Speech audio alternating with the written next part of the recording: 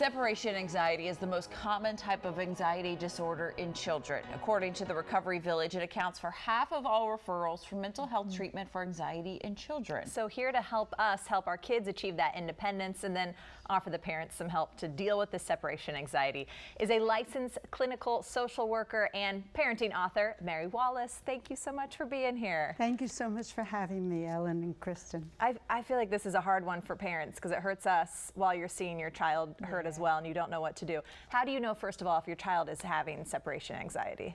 Well, a child will usually cry or scream, "Don't leave me." Yeah. Or may have some stomach aches or headaches and complain, "I don't want to go to school." Yeah, every time you're about to leave the house. That's right.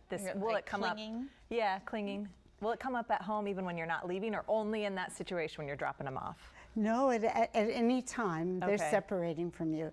Okay. And this basically has to do with normal development. It starts off having to do with infants feeling a very strong sense of oneness with the parent.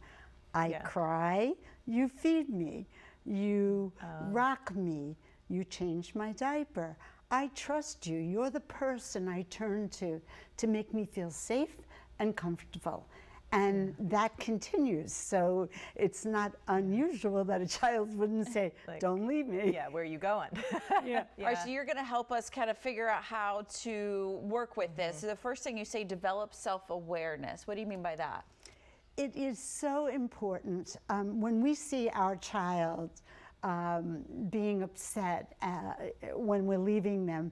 We remember what it was like, and we didn't like it when we were a child. We felt sad. So it's very important to be aware of whether you are holding on to your child. You know, I've worked with parents whose child would not adjust to nursery school because they couldn't tolerate separation from their own parent. So right before the door, they're holding on to their kid's hand. Yeah. Do you linger? Do you hang around? What should you do when you're at that drop-off point and they're starting to kind of ramp up the feelings of, I don't want you to go? What do you do? The first thing to do is to tell your child, "I have to leave now."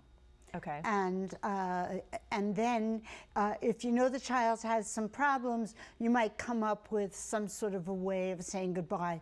I'll tell you what, go look out the window and I'll wave to you. Give them something to do so they feel they have some power. And you say, too, to let them know that you're coming back.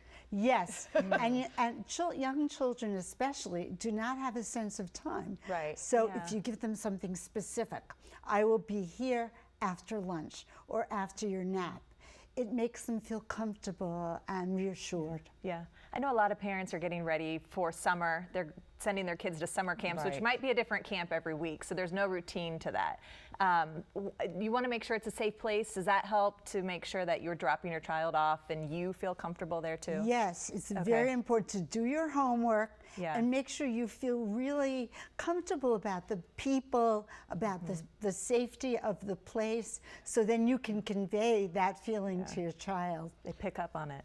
And also, if they're having these feelings, like you said, I'll see you later, but like not to poke fun at the feelings, right? Like really acknowledge them. Yeah. Absolutely. You can say, I can see it's hard for you to, you know, that we're saying goodbye, but don't worry, you're going to have a lot of fun here. As soon as I leave, you're going to go to the block area, you're going to play with your friends, and I will be back. And it's a very important lesson to teach young children that they can be alone without you, they can function, and other people can take care of them, and you will leave, but you'll always return. Come back. It's so hard though, so we need more advice. Mary, you thank can always go to Mary, and it's MERI Wallace.com, and check out her book as well. Thank you so much. It was a pleasure being here.